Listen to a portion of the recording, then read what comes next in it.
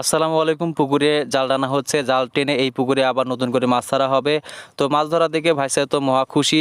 খুশিতে ভাইসা তো হাসিয়ে দিচ্ছে, মনে করেন এমন ঝাঁপ দিচ্ছে অল্পনার জন্য পড়ে যায় নাই। যাক, এই দেখেন একটা পুকুর, এই পুকুরের উপরে আমরা একটা খামার দিছি। আর এই খামার দেওয়ার কারণে মনে করেন যে মাছকে আর খাবার দেওয়া লাগে না। মোটামুটি অনেকগুলো মাছ হয়েছে। এই মাছগুলো ধরে আমরা তারপরে যে ডিগিতে জাল টানলাম সেই ডিগিতে ছাড়বো।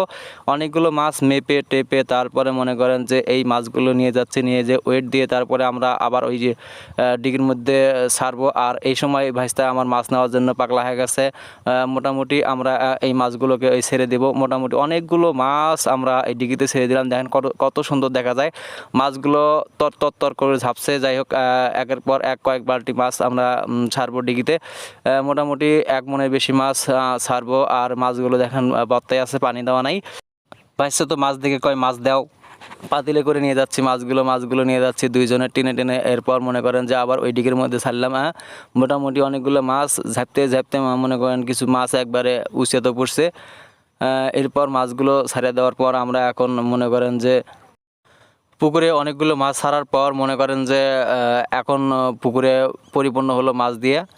আগে অনেকগুলো মাছ ছিল, সেই মাছগুলো এখনও বিক্রি করা হয় নাই। খামারে প্রচুর খাবার, মানে মুরগির খামার আছে।